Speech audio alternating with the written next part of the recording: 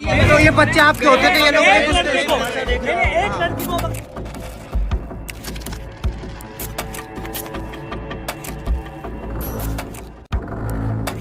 नमस्कार दोस्तों, आज 15 अगस्त है। आज़ादी का वो पावन दिन जिसे मनाने के लिए पूरा देश तिरंगे के रंग में रंगा हुआ है। हर घर की छत पर तिरंगा लहरा रहा है। स्कूलों में बच्चे परेड कर रहे हैं। नेता मंचों पर खड़े होकर के बड़े बड़े भाषण दे रहे हैं।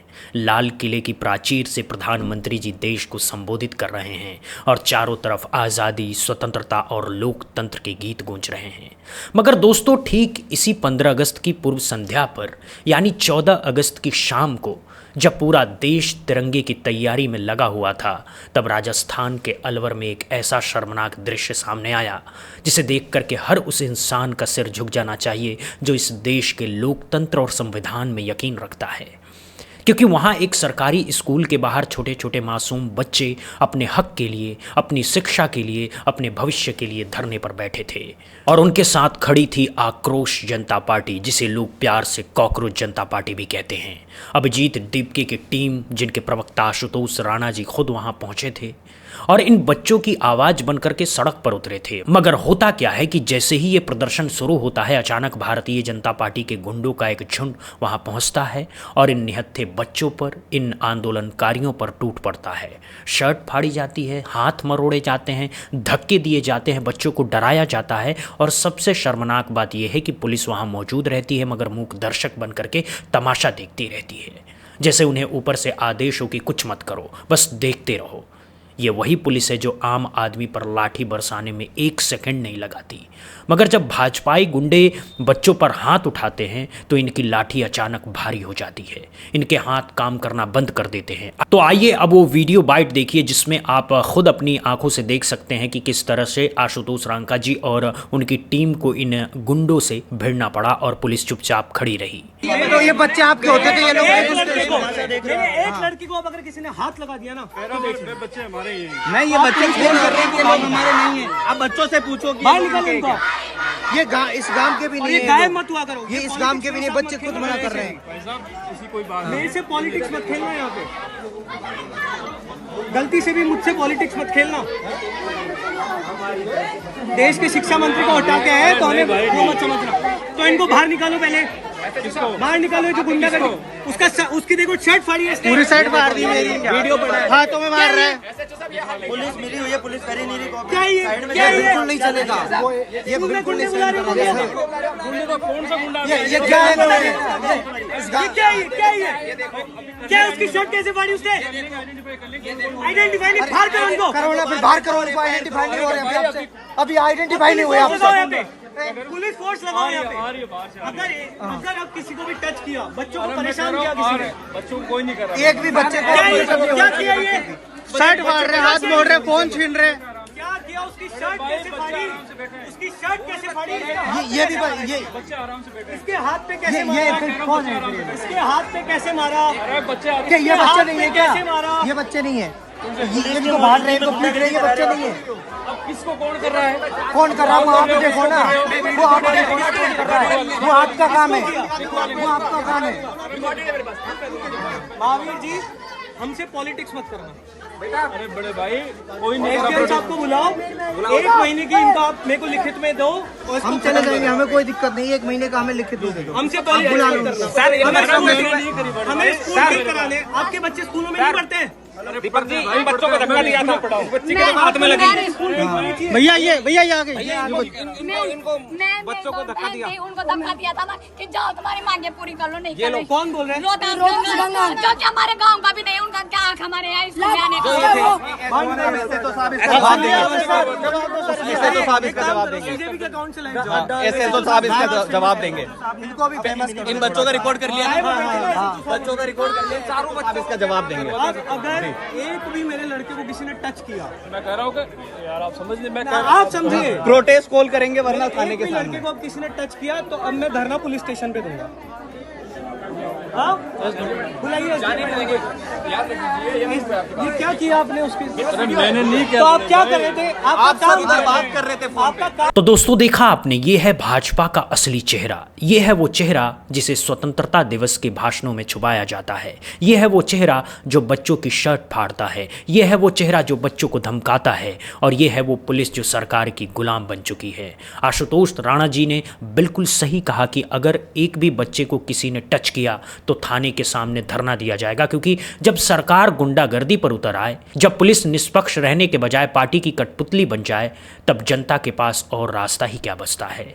आपने वीडियो में देखा होगा कि किस तरह से वो गुंडे ये कहते हैं कि ये बच्चे इस गांव के नहीं हैं, ये आपके बच्चे नहीं हैं। अरे भाई, ये बच्चे किसके हैं?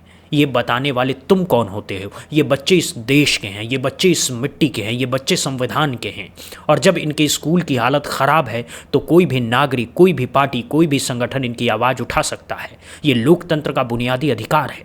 मगर भाजपाई मानसिकता ऐसी हो चुकी है कि वो हर उस आवाज़ को कुचल देना चाहती है जो उनके खिलाफ उठती है, चाहे वो आवाज़ एक छोटे बच्चे की हो या फिर एक बुजुर्ग की। और सबसे बड़ी बात यह है कि आशुतोष जी ने वहाँ बहुत साफ शब्दों में कहा कि हम देश के शिक्षा मंत्री तक को हटवा चुके हैं। तो ये मत समझना कि तुम्हारी गुंडागर्दी चलेगी। ये चेतावनी सिर्फ अलवर के थानेदार या स्थानीय नेताओं के लिए नहीं थी। ये चेतावनी सीधे राजस्थान के मुख्यमंत्री भजनलाल शर्मा के लिए थी। ये चेतावनी सीधे केंद्र में बैठे नरेंद्र मोदी के लिए थी। और ये चेतावनी सीधे उत्तर प्रदेश में बैठे योगी आदित्यनाथ के लिए थी कि अब जनता जाग चुकी है, अब बच्चे तक सड़कों पर उतर रहे हैं और अब तुम्हारी गुंडागर्दी से कोई डरने वाला नहीं है। दोस्तों, अब ज़रा सोचिए कि जिस देश में स्वतंत्रता दिवस से चंद घंटे पहले बच्चों पर हमला हो रहा हो, वहाँ हम किस आज़ादी की बात कर रहे हैं? आज़ादी का असली मतलब क्या होता है? आज़ादी का मतलब है कि हर बच्चे को शिक्षा मिले, हर नौजवान को रोजगार मिले, हर किसान को उसकी फसल का उचित दाम मिले, हर नागरिक को अपनी बात कहने का अधिकार मिले। मगर आज इस देश में क्या हो रहा है? स्कूल बंद कराए जा रहे हैं और शराब के ठेके खोले जा रहे हैं। ये है नए भारत का चेहरा, ये है अमृतकाल की सच्चाई। राजस्थान में जो कुछ हुआ उसकी गूंज सिर्फ अलवर तक सीमित नहीं रहेगी, ये गूंज पूरे देश में फैलेगी। क्योंकि जब जनता का सब्र टूटता है तब क्या होता है, ये इतिहास ने बार बार दिखाया है। और अब बिहार की बात कर लेते हैं दोस्तों। वही बिहार जहां बीते दिनों निहत्थे और निर्दोष छात्रों पर AK-47 से गोलियां चलाई गई। हाँ, आपने सही सुना, AK-47, वो AK-47 जो आतंकवादियों के खिलाफ इस्तेमाल होती है, वो AK-47 जो देश की सीमाओं पर दुश्मनों के खिलाफ चलाई जाती है। उस AK-47 का इस्तेमाल इस देश के अपने ही बच्चों पर, अपने ही छात्रों पर, अपने ही भविष्य पर किया गया। और ये पुलिस अपने आप तो नहीं कर सकती थी, ये सरकार के इशारों के बिना संभव नहीं था। मगर जैन जी ने कह दिया है कि अब अधिकारियों के आगे गिड़गिड़ाएंगे नहीं, अब आंदोलन करके अपना हक लेंगे। और ये चेतावनी सिर्फ बिहार सरकार के लिए नहीं है, ये चेतावनी पूरी केंद्र सरकार के लिए है और खास तौर पर उत्तर प्रदेश की योगी सरकार के लिए है, जो अगले चुनाव में हार के डर से पहले ही तिलमिला रही है।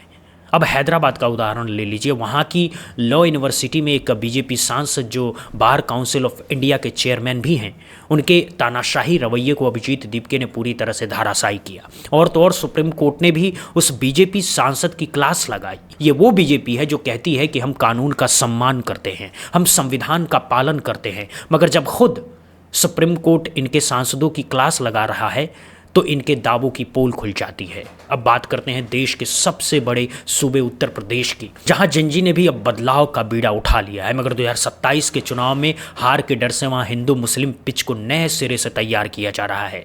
ये वही पुराना खेल है, ये वही घिसा पिटा फॉर्मूला है जो हर चुनाव से पहले निकाला जाता है। मगर अभिजीत दीपके ने साफ कह दिया कि हिंदू मुस्लिम वाली विभाजनकारी राजनीति को अब चलने नहीं दिया जाएगा। वही यूपी जहाँ अयोध्या में राम मंदिर के चंदे की चोरी हुई, जहाँ भाजपा संघ और विश्व हिंदू परिषद पूरी तरह से फंसे हुए महसूस कर रहे हैं, वहां थियोलॉजी का प्रोपेगेंडा चल रहा है। मगर सवाल यह है कि क्या चंदा चोरी करने वालों के घरों पर बुलडोजर चलेगा? क्या उन लोगों पर वही कार्रवाई होगी जो किसी मुस्लिम के आरोपी होने पर तुरंत हो जाती है? नहीं दोस्तों, यहां बुलडोजर में डीजल खत्म हो जाता है, यहां बुलडोजर के टायर पंचर हो जाते हैं, यहां कानून की चादर लंबी हो जाती है, क्योंकि ये अपने लोग हैं, ये अपनी पार्टी के लोग हैं, ये श्री राम के नाम पर चंदा खाने वाले लोग हैं। मगर जब किसी मुस्लिम का नाम आता है, वो भी सिर्फ आरोप के रूप में, बिना कोर्ट का फैसला आए, तब उसके घर पर बुलडोजर पहुंच जाता है। उसके बुजुर्गों को, उसकी महिलाओं को, उनके छोटे छोटे बच्चों को बारिश और सर्दी में खुले आसमान के नीचे भेज दिया जाता है। और इनकी जुबान नहीं लड़खड़ाती, इनके हाथ नहीं कांपते, मगर जब चंदा चोरी पर बोलने की बारी आती है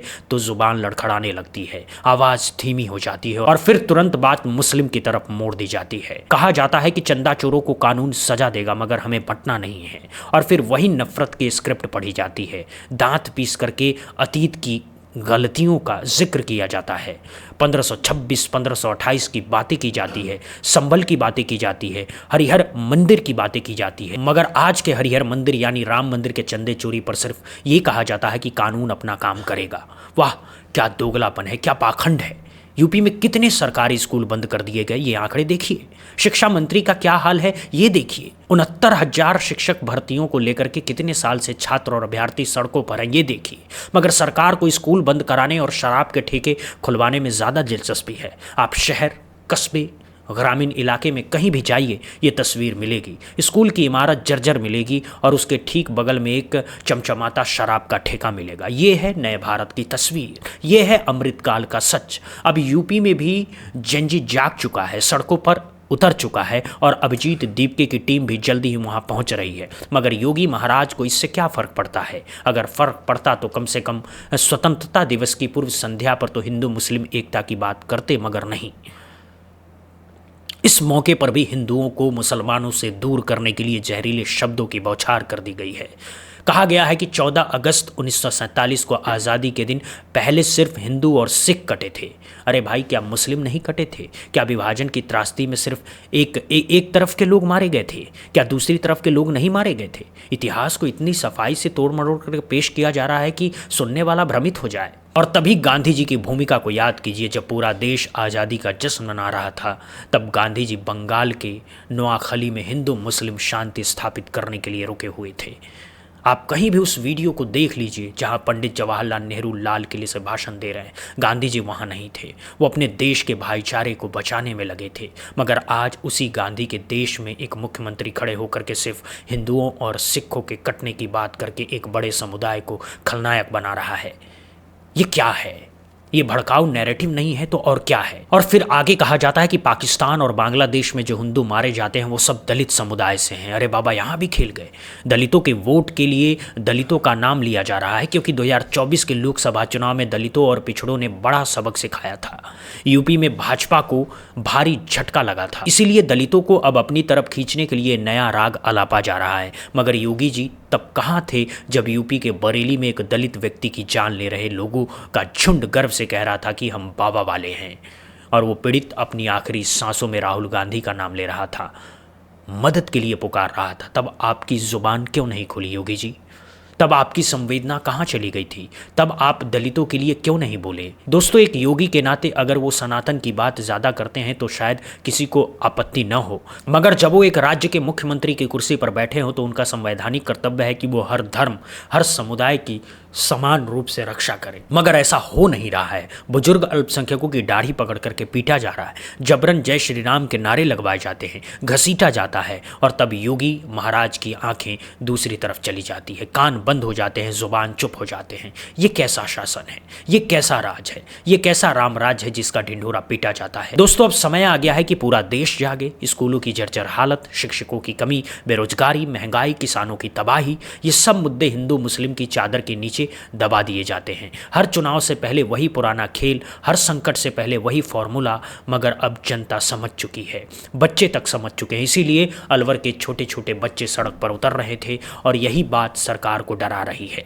राजस्थान के अलवर के एक छोटे से स्कूल से शुरू हुआ ये आंदोलन अभिजीत दीपके और उनकी टीम का, आशुतोष रांका जी का लीड करना, यूपी में जंतर मंतर के एक्सटेंशन को आगे बढ़ाना, जस्टिस मोर्चा का सरकार से सीधा मोर्चा लेना और आने वाले दिनों में इंडिया गठबंधन के सहयोगियों के साथ मिलकर के यूपी को हिलाने की तैयारी, ये सब मिलकर के एक बड़ी तस्वीर बना रहे हैं। ये तस्वीर बता रही है कि आने वाला वक्त भाजपा के लिए बहुत मुश्किल होने वाला है। वो सब कुछ देखना और झेलना बाकी है जिसकी कल्पना भी सरकार नहीं कर सकती।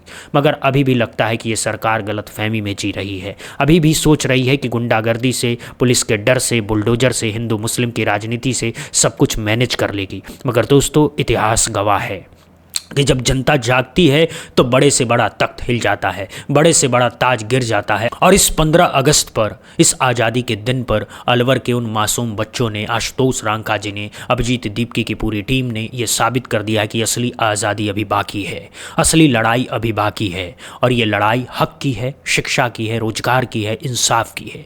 दोस्तों, आप क्या सोचते हैं इन तमाम कड़ियों को जोड़ करके, राजस्थान से लेकर के बिहार तक, बिहार से लेकर के हैदराबाद तक, और हैदराबाद से लेकर के उत्तर प्रदेश तक, ये जो एक चेन बन रही है, ये जो एक आंदोलन खड़ा हो रहा है, इसके बारे में अपनी राय ज़रूर कमेंट बॉक्स में लिखिएगा। वीडियो पसंद आया तो लाइक करना, चैनल पर नए हैं तो सब्सक्राइब करना और घंटी का बटन दबाना मत भूलिएगा, ताकि ऐसी हर बड़ी खबर आप तक सबसे पहले पहुंचते रहे। अंत में दोस्तों, बहुत बहुत शुक्रिया। जय हिंद, जय भारत, वंदे मातरम।